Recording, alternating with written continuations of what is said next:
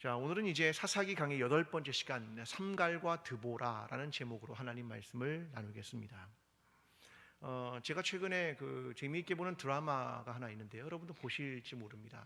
60일 지정 생존자라고 하는 드라마를 보는데요, 항상 우리 교회는 드라마를 목사만 열심히 보고 사람들은 안 봅니다. 네, 이거 세상에서 어떻게 사는지 모르겠습니다. 저도. 네, 이게 되게 재미있는 드라마를 보는데요, 이 미국 작품을 리메이크한 작품이긴 한데 설정이 되게 재미있습니다. 이게 어떤 내용이냐면 이런 겁니다.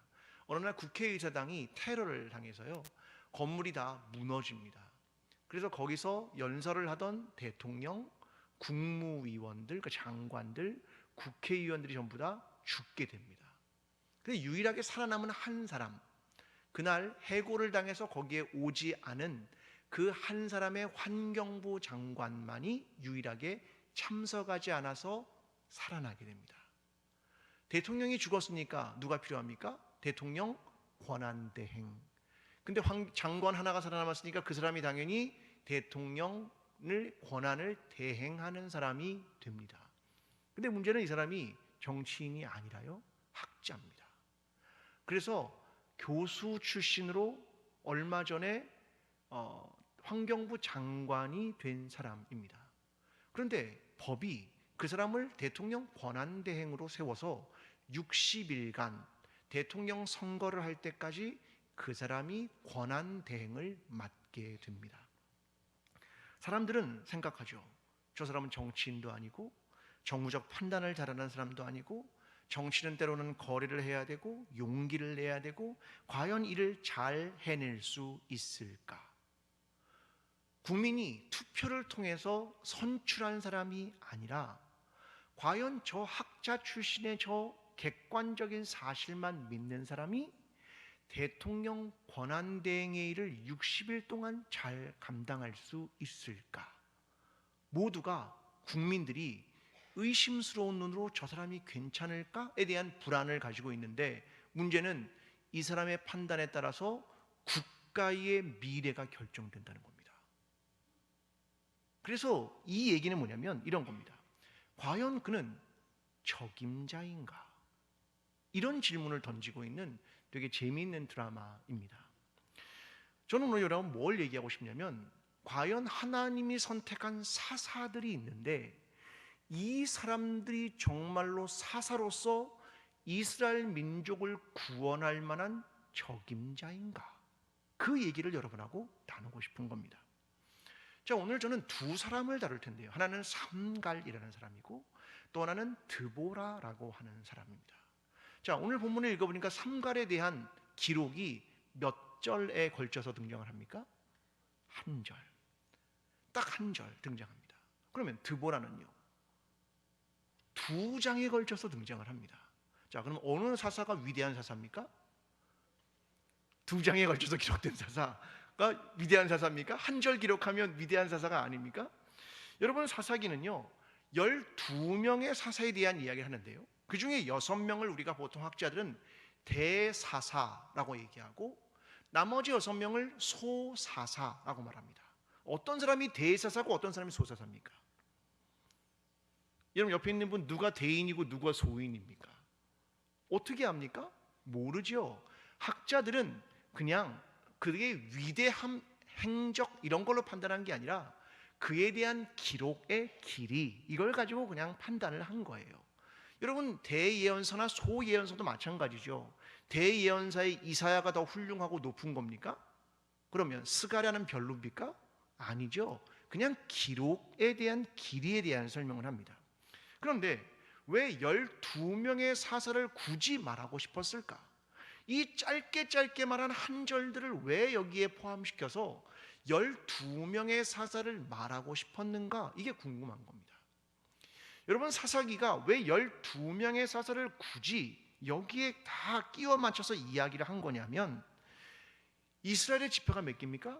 12개죠. 12개의 지파 모두에게 이 당시에 일어난 일들이었습니다 라는 걸 말하고 싶은 겁니다. 그러니까 타락을 한 이스라엘 백성의 문제는 한 지역과 한 지파에 국한된 것이 아니라 이스라엘 민족 전체에 편만하게 하나님을 버리는 일, 그리고 사사를 보내서 구원하는 일, 이 모든 일이 그 지역 전체에 걸쳐서 일어난 일이었습니다 라고 하는 걸 설명하기 위한 것이었다라고 학자들은 말합니다. 자, 그 중에서 오늘 가장 짧게 등장하는 삼갈이라고 하는 사사를 보겠습니다. 자, 3장 31절의 말씀을 함께 읽어보겠습니다. 3장 31절의 말씀입니다. 함께 읽습니다. 시작. 에우투에는 아나세 아들 삼갈이 있어 소모는 막대기로 블레셋 사람 600명을 죽였고 그도 이스라엘을 구원하였더라. 아멘. 자, 우리는 사사기에 하나의 패턴을 알고 있죠. 그죠? 4개의 돌아가는 순환에 대한 제가 얘기를 했죠. 자, 가장 먼저가 뭡니까? 이스라엘의 타락, 그죠? 배교, 그 다음은요 그들이 부르짖음, 그 다음에 사사를 보내서 구원하시고 또다시 그들이 타락하고 이렇게 흘러가는 겁니다. 그런데 오늘 이 31절의 말씀 삼가를 읽으니까 뭐가 안 보입니까? 저를 보면 안 되고요, 성경을 보십시오. 자, 뭐가 없습니까? 이스라엘이 타락했다 이런 말이 없습니다. 그렇죠?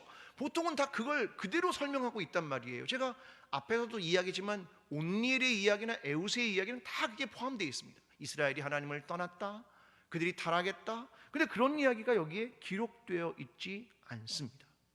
또 하나, 삼갈, 그가 사사다라는 말이 있습니까? 없습니까? 없습니다. 그냥 아나세 아들 삼갈이 있어 이겁니다. 그죠? 그런 말이 여기엔 없습니다. 오직 구원했다라고 하는 말이 등장하고 처음으로 등장하는 민족 하나가 등장합니다. 우리 잘 아는 민족이죠. 누굽니까? 누구요? 블레셋이 등장합니다. 처음으로. 이 한 절 속에 굉장히 많은 의미가 사실은 그래서 담겨 있는 것입니다. 자, 삼갈 과연 누구일까? 단 한 절밖에 기록하지 않았기 때문에 그는 앞에 있는 애국과는 다르게 자세한 이야기, 그의 능력, 그의 행함 이런 일이 없습니다. 아주 담백하게 딱 한 절입니다. 딱 내용은 이겁니다. 하나님이 구원하셨습니다. 딱 그거 말하는 겁니다. 하나님이 구원하셨습니다 라는 겁니다. 여러분, 학자들은 이 삼갈이라는 사람을 이렇게 설명합니다. 그는 이방인이었다 이렇게 말합니다. 그의 이름은 히브리 사람의 이름이 아닙니다. 아낫의 아들이라는 이 말은 아낫신을 섬기는 자라는 것으로 해석되는 겁니다. 자, 하나님이 어떤 사람을 선택했는가라는 점에 있어서 이 사사인데, 사사가 학자들은 이방인이었다고 말합니다. 왜 그랬을까? 왜 하나님이 이방인을 선택해서 사사를 만들었을까라는 점이죠. 이스라엘에는 적임자가 있었다, 없었다? 적임자가 없었다. 그렇게 해석이 가능한 겁니다. 여러분, 하나님은 이방인의 손을 통하여도 하나님의 구원을 이루시겠다라고 말씀하시는 것입니다. 그가 삼갈이라는 사람입니다. 지난주에 배웠던 에웃은 어떤 특징을 가지고 있었습니까? 에웃의 특징은 뭡니까? 왼손잡이. 그게 무슨 말입니까? 오른손을 못 쓰는 사람, 그런 말이에요. 무슨 말입니까? 장애인이다 그 말이거든요. 하나님은 사사를 장애인을 세우더니 이번 주는 이방인을 세웠다 그 얘기를 하고 있는 겁니다. 여러분, 그의 손에 있는 게 뭡니까? 소모는 막대기, 그거 하나입니다. 이것을 말마드라고 말합니다. 가축을 훈련시키고 통제하는 데 사용하는 단단한 나무인데 끝에 쇠붙이가 붙어 있답니다. 이게 소를 모는 막대기 하나입니다. 자, 지금 손에 소모는 막대기 하나가 있죠. 자, 상대편은 늘 뭘 가지고 왔습니까? 전쟁할 때마다 철병거. 자, 철병거하고 소모는 막대기하고 지금 싸우는 거죠. 네, 지금 뭐 얘기하는 겁니까? 네 손에 있는 거 별거 없는 것 가지고 하나님의 구원을 이루었다를 말하고 싶은 거죠. 자, 삼손이 전쟁에 승리를 했죠. 그죠? 손에 뭐가 있었습니까? 나귀 턱뼈. 이걸로 이겼다, 그 얘기 나오는 겁니다. 그러면 기드온은 뭐 가지고 이겼는데요? 횃불, 항아리, 나팔. 그럼 나팔로 때리는 겁니까? 네? 항아리로 머리 깨는 거예요? 아니 도대체 뭘 가지고 사사들이 이겼는가가 되게 궁금한 겁니다. 여러분, 하나님이 홍해를 가를 때 뭘 가지고 하셨습니까? 모세가 뭘 들었어요? 손에요. 지팡이. 그거 하나로 홍해를 가르신 데 쓰지 않았습니까? 다윗은 골리앗을 이기는 손에 뭐가 있었습니까? 돌멩이. 그걸로 하나님이 승리하셨단 말입니다. 그뿐입니까? 예수 그리스도께서 5천 명을 먹이실 때 뭐 사용하셨습니까? 보리떡 5개와 물고기 2마리. 예수님이 시각장애인의 눈을 뜨게 할 때 뭘 썼습니까? 진흙 갖다가 썼습니다. 여러분, 우리는 잘 생각을 해야 합니다. 하나님의 구원은 누구를 통하여, 무엇을 통하여 시작되었는가? 그것을 말하는 겁니다. 삼갈의 이야기는 이방인이라는 이 사람을 통하여, 그의 손에 소모는 막대기 하나를 통하여 하나님은 이 일을 시작하셨습니다. 그걸 설명하는 겁니다. 여러분, 이 모든 걸 뭘 위한 건 줄 압니까? 이걸 위한 거죠. 너희는 하나님이 누구신 줄 알아야 한다. 그걸 말하기 위한 겁니다. 시편 24편 8절에 이렇게 말합니다. 영광의 왕이 뉘시뇨 강하고 능한 여호와시요 전쟁에 능한 여호와시로다. 그래서 사람들은 여호와 이름을 이렇게 불렀습니다. 만군의 여호와. 그의 이름은 만군의 여호와입니다. 그렇게 부르게 된 것입니다. 오늘 저와 여러분이 우리의 구원은 하나님께로부터 오는 것이며, 우리의 손에 있는 것이 대단하지 않을지라도 오직 하나님이 우리를 구원한다는 그 사실을 믿음을 가지고 행하며 그 구원의 하나님을 바라보게 되는 저와 여러분의 삶이 되기를 간절히 기도합니다. 오늘 보면 4장 1절부터 3절의 말씀을 좀 보겠습니다. 4장 1절부터 3절, 제가 1절, 여러분이 2절, 3절을 읽습니다. 에웃이 죽으니 이스라엘 자손이 또 여호와의 목전에 악을 행하매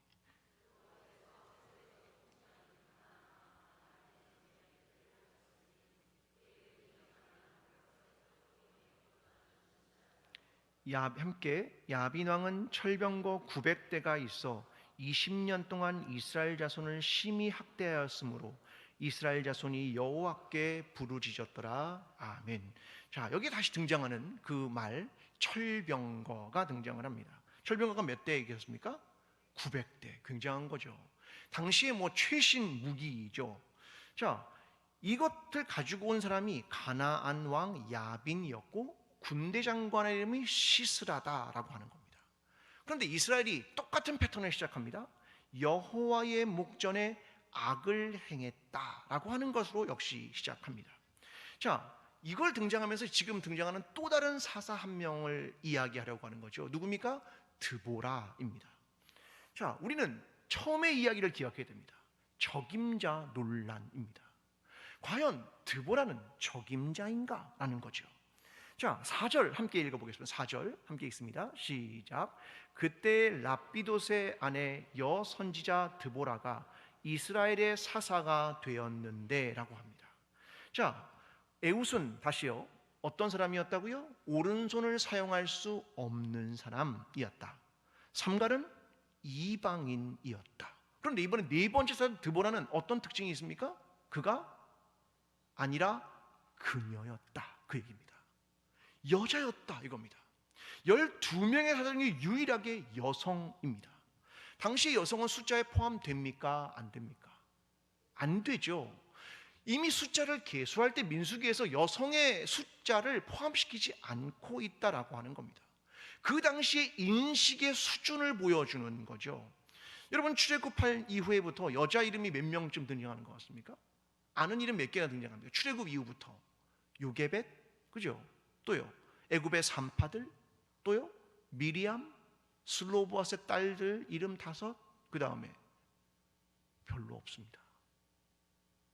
그 엄청난 민족이 나왔는데 여자 이름은 그 몇 명밖에 기록되어 있지 않다라고 하는 겁니다.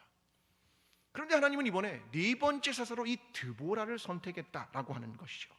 자, 드보라에 대한 기록을 봐야 하는데요. 자, 5절의 말씀을 좀 보겠습니다. 5절 함께 읽습니다. 시작.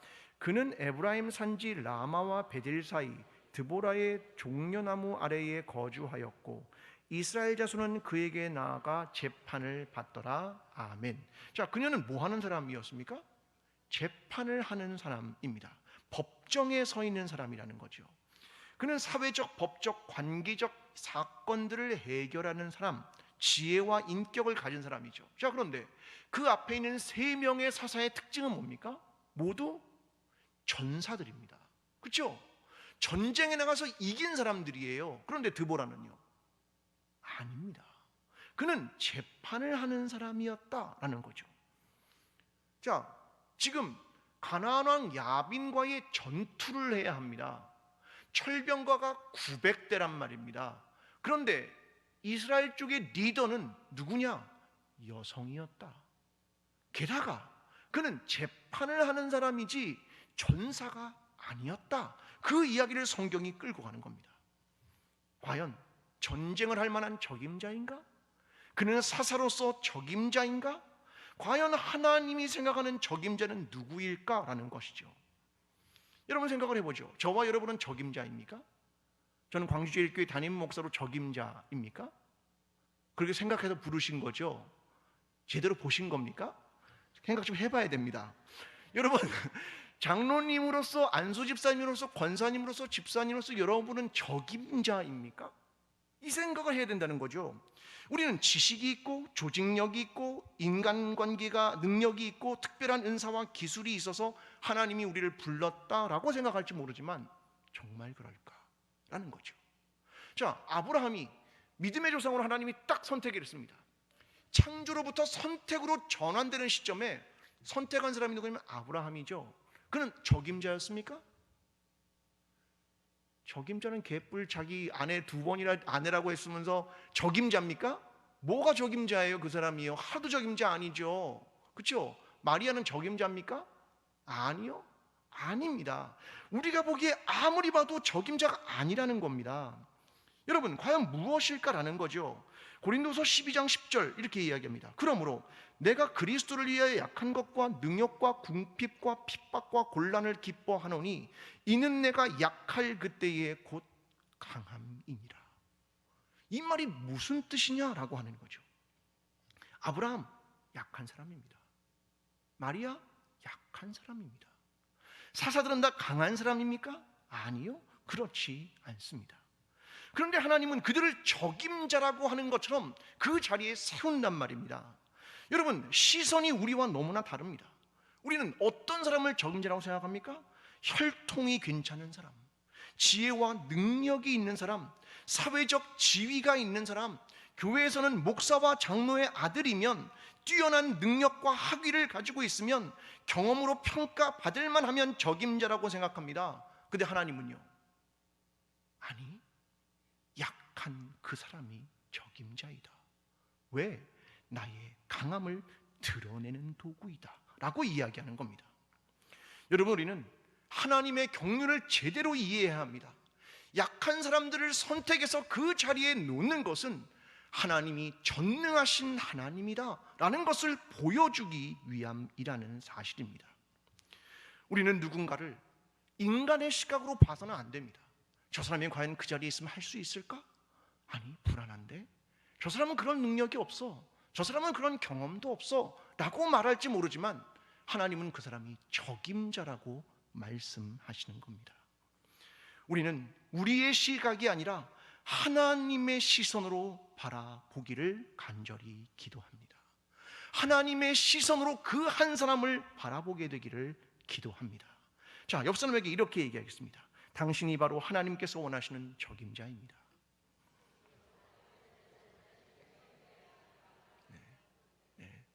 이제 눈이 열렸습니까? 이제 적임자처럼 보이시죠? 저 사람 안 되는 것 같았는데, 그거 안 되는 것 같은 그게 맞게 본 겁니다. 그게 적임자라는 겁니다. 자, 오늘 보면 3절의 말씀으로 조금 더 가보겠습니다. 이거 배경을 좀 알아야 되는데요. 자, 3절 말씀은 다시 한번 읽어보겠습니다. 자, 시작. 야빈 왕은 철병거 900대가 있어 20년 동안 이스라엘 자손을 심히 학대했으므로 이스라엘 자손이 여호와께 부르짖었더라. 아멘. 자, 이 시대가 언제냐면 기원전 1125년쯤입니다. 그러니까 기원전 1000년 이상 전이었죠. 여기 보면 한 사사가 등장하는데 참 재미있는 것은 드보라를 설명할 때 랍비돗의 아내라고 설명합니다. 그러니까 여전히 남성 중심의 사회라는 걸 알 수 있는 거죠. 이 시대는 어떤 시대냐면 이즈라엘 계곡을 이스라엘이 탈환하지 못했습니다. 그래서 이스라엘 민족이 이 계곡을 중심으로 두 동강이 나 있는 상황이었습니다. 주요 상업 도로들을 얻지 못해서 상업을 하는데 되게 어려움을 처해 있는 상황이었습니다. 여러분, 가나안 사람들은 그런데 반면에 철병거를 900대 가지고 있는 군사력을 가지고 있었고, 그 당시 금속 세공을 굉장히 잘하는 사람도 있었는데 누구냐면 겐 사람들입니다. 나중에 이제 겐 사람이 등장합니다. 금속 세공을 잘하는 사람들과 굉장히 친했습니다. 그러니까 철기무나 금속 세공을 되게 잘하는 기술을 가진 사람들과 하나가 되었다라고 하는 것이 그 당시의 상황이었습니다. 자, 그런데 하나님이 드보라를 보냈는데요. 자, 지도를 하나 보여주십시오. 어떻게 되는 거냐면 북쪽의 납달리의 게데스에 살고 있던 바락을 부릅니다. 자, 오른쪽에 있는 데 보입니까? 네, 오른쪽에 있는 빨간 쪽에 있는 쪽입니다. 자, 빨간 쪽에 있는 저 오른쪽에 있는 곳에서부터 부르는 겁니다. 저 위쪽에 보면 납달리와 스불론이 보이시죠? 그쪽이 저 아래에 있는 다볼산으로 집결하는 겁니다. 그러니까 빨간색은 이스라엘이 집결하고 있는 모습이고, 저 초록색은 가나안 쪽이 집결하고 있는 모습입니다. 자, 저 둘이 이제 전쟁을 치를 것으로 나오는 겁니다. 자, 그런데 우리가 알다시피 이 뒤쪽에 가면 이 전쟁의 군대 장관이었던 시스라를 죽인 한 여인이 등장합니다. 그의 이름을 야엘 이렇게 이야기하죠. 결국 하나님은 그 야엘의 손에 이 시스라의 군대 장관을 죽이게 하고 가나안으로부터의 승리를 이끌게 되었다라는 겁니다. 그러니까 드보라에는 두 명의 여성이 등장한단 말입니다. 하나는 드보라라고 하는 사사이고, 하나는 마지막에 이제 좀 더 다음 주에 얘기하겠지만 야엘이라고 하는 여성이 등장을 합니다. 여러분, 여성이 리더가 되는 것이 오늘에는 괜찮습니까? 어떻습니까? 여성 리더가 많이 있습니까? 아니요. 여전히 오늘날도 그렇지 않습니다. 여러분, 호주제가 폐지되었죠. 남성의 여성의 비율은 거의 50대 50입니다. 근데 여성의 리더가 많습니까? 아니요. 그렇지 않습니다. 여성들은 결혼, 출산, 육아 이걸로 뭘 만듭니까? 경력 단절. 전문 용어로 뭐라 합니까? 경단녀 이렇게 말하는 거잖아요. 경력이 단절되는 거죠. 여러분, 여성 임원들의 비율은요 채 2%가 안 됩니다. 올라가면 올라갈수록 여성들 숫자가 없단 말입니다. 자, 우리 교회는 여자 목사님이 몇 명 있습니까? 한 명. 한 명 있습니다. 한 명. 여성 장로님 몇 명 있습니까? 한 명. 여러분, 우리는 오늘도 비슷한 시대를 살아가고 있는 거 아닙니까? 세상은요 우머노믹스라고 하는 여성들이 굉장히 앞으로 진출하는 상황에 이르고 있습니다. 근데 여전히 계속 발목을 잡는 게 있죠. 뭡니까? 마음의 트랩입니다. 이게 덫이죠, 덫. 여성들이 뭔가 하려고 그러면 애들이 붙드는 거죠. 네, 애들을 키우는 게 누구의 역할이 자꾸 여성의 역할이다 이렇게 이야기하는 거잖아요. 이게 오늘날도 실제로는 다르지 않다라는 겁니다. 여러분, 우리는 잘 생각을 해야 합니다. 우리는 이전부터 해왔던 많은 것들이 옳은 것이라고 생각합니다. 예전부터 그냥 해왔던 것은 그냥 옳은 것이라는 신화를 가지고 있단 말입니다. 사람들은 변화하는 것을 별로 원하지 않습니다. 새로운 것을 하는 것, 새로운 영역, 새로운 사람, 새로운 환경, 이런 것들을 사람들은 별로 좋아하지 않습니다. 그냥 예전의 삶을 그냥 유지하면 그게 되게 편하다고 느끼는 겁니다. 근데 우리 교회는 어떤 교회입니까? 개혁교회입니다. 종교개혁 관점에서 보면 개혁교회입니다. 개혁교회는 뭡니까? 매일매일 개혁해가는 교회가 개혁교회입니다. 그렇게 변해가야 되는 거죠.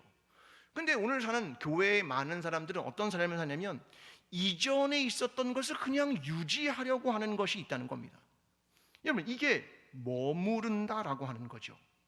여러분, 교회는 어떤 공동체입니까? 세상을 위한 공동체죠. 교회의 존재 이유입니다. 세상을 구원하기 위한 공동체죠. 그러면 교회는 우리끼리만 잘하면 되는 겁니까? 아니요. 나가야 되는 거죠. 근데 교회는 교회 밖으로 나가는 일이 너무나 낯선 겁니다. 지역사회나 외부로 나가게 되면 너무나 낯선 겁니다. 오히려 교회가 선교하는 걸 너무나 힘들어합니다. 왜? 불편하거든요. 우리끼리 있으면 편하잖아요. 다 아는 사람들만 있으면 편하잖아요. 그런데 그건 안 된다라고 하는 것을 말하는 겁니다. 여러분, 우리는 과연 어떤 삶을 살아야 할 것인가? 오늘 드보라가 사사인 점과 시스라라는 군대 장관을 여성이 죽였다고 하는 점에서 너무나 낯선 일을 우리가 만나고 있는 겁니다. 그런데 그것이 틀린 것이냐? 아니라는 거죠. 우리 교회의 가장 뛰어난 선교사님 누굽니까? 서서평이죠. 여성입니다. 여러분, 우리는 무엇이 과연 교회이고 어떤 것을 향해서 나아가야 하는가를 생각해야 합니다.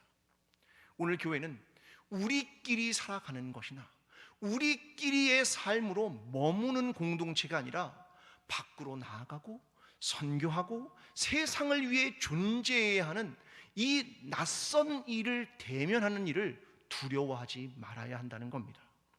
오늘 저와 여러분이 선교를 위하여, 세상을 위하여 낯섦을 선택하며 하나님의 부르심 앞에 응답하게 되는 저와 여러분의 삶이 되기를 간절히 기도합니다. 자, 바락의 이야기를 좀 해보겠습니다. 자, 6절과 7절의 이야기인데요, 조금 전에 지도에 제가 설명했던 내용입니다. 제가 6절, 여러분이 7절을 이야기합니다. 드보라가 사람을 보내어 아비노함의 아들 바락을 납달리 게데스에서 불러다가 그에게 이르되 이스라엘의 하나님 여호와께서 이같이 명령하지 아니하셨느냐? 너는 납달리 자손과 스불론 자손 10,000명을 거느리고 다볼산으로 가라.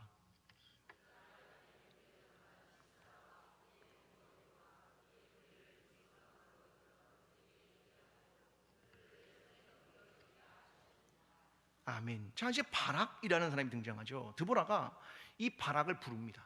그래서 전쟁에 나가게 이 바락을 딱 세워 놓습니다. 왜냐하면 사사들이란 전쟁에서 이겨야 하는 사람들인데 드보라가 이 바락이라는 사람을 불러서 이 전쟁에 나아가게 하는 겁니다. 자, 그런데 사실 사사는 누굽니까? 드보라죠. 그러니까 드보라는 전쟁에 나가는 전사가 아니라 재판하는 사람이라는 거죠. 그 뒤에는 야엘이라는 여성이 등장하게 된다는 겁니다. 자, 오히려 바락인 남성이 용기가 없었습니다. 그래서 8절과 9절에 이렇게 말합니다. 바락이 그에게 이르되 만일 당신이 나와 함께 가면 내가 가려니와 만일 당신이 나와 함께 가지 아니하면 나도 가지 아니하겠노라 하니 이르되 내가 반드시 너와 함께 가리라. 그러나 내가 이번에 가는 길에는 영광을 얻지 못하리니 이는 여호와께서 시스라를 여인의 손에 파실 것임이라 하고 드보라가 일어나 바락과 함께 게데스로 가니라. 자, 바락을 어떻게 이해해야 합니까? 남성이고 전사인데 용기가 있습니까? 없습니까? 없죠. 누가 안 가면 나 안 갑니다 라고 때를 쓰는 겁니까? 드보라가 안 가면 나 안 갑니다, 그 이야기를 하고 있는 겁니다. 여러분, 잘 생각을 해야 됩니까? 우리가 여기서 생각하는 점이 있습니다. 자, 혼동되는 것이 있는데요, 드보라 사사시대의 진정한 승자는 누구인가? 드보라입니까? 바락입니까? 야엘입니까? 여러분, 누가 이 전쟁의 승자입니까? 여러분 생각이 어떻습니까? 드보라입니까? 사사이니까 그가 시작했으니까? 아니면 진짜 전쟁에서 나간 바락입니까? 아니면 군대 장관을 죽인 야엘입니까? 우리는 여기서 우리의 시선이 자꾸 이 세 사람에게 집중된다는 것을 알고 있습니다. 왜요? 구원의 주체를 잊었기 때문입니다. 자, 오늘 보면 2절의 말씀을 처음에 좀 보겠습니다. 다시 2절 말씀으로 갑니다. 2절. 자, 함께 읽습니다. 시작. 여호와께서 하솔에서 통치하는 가나안 왕 야빈의 손에 그들을 파셨으니. 여기까지. 누가요? 여호와께서. 주체가 누굽니까? 여호와께서 파셨습니다. 그 얘기를 하는 겁니다. 9절 읽습니다. 시작. 이르되 내가 반드시 너와 함께 가리라.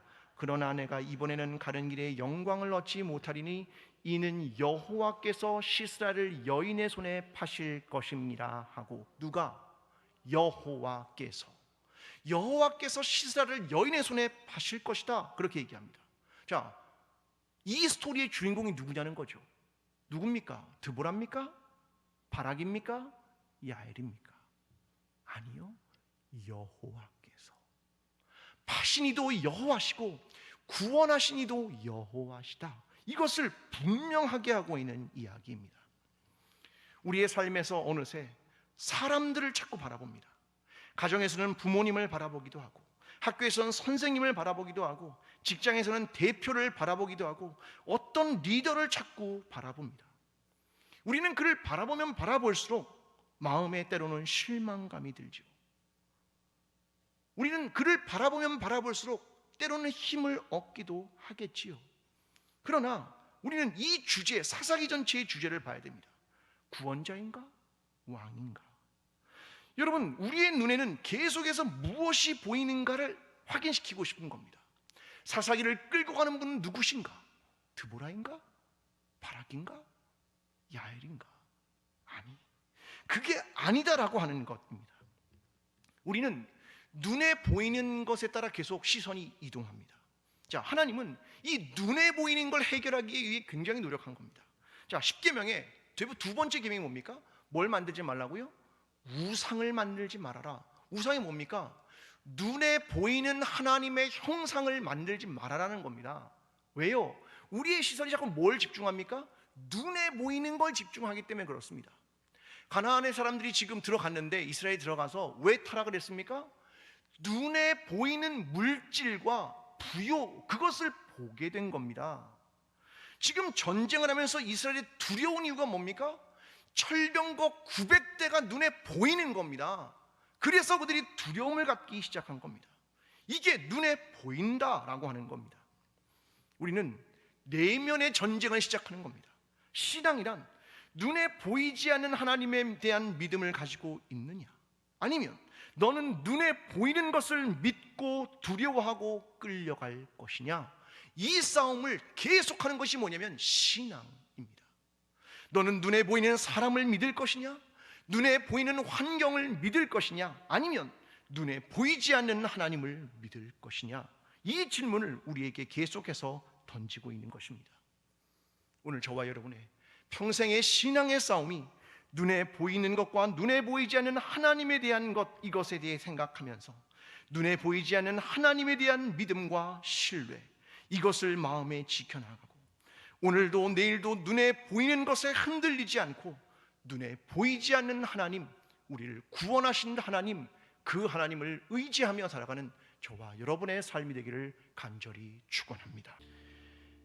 이제는 우리를 위하여 십자가를 지시고 부활하신 예수 그리스도의 은혜와 하나님 아버지의 끝없는 사랑과 성령님의 교통하심이 오늘 주의 말씀을 듣고 우리의 눈에 보이지 않는 그 하나님을 바라보며 우리의 구원자이신 하나님을 바라보며 살아가기를 소원하는 여기에 머리 숙인 모든 하나님의 백성들 머리 위에, 그리고 멀리 단기 선교를 떠난 팀원들 위에, 그리고 내일부터 시작하는 중등부 모든 학생들 위에 지금부터 영원까지 함께 하시기를 간절히 축원하옵나이다.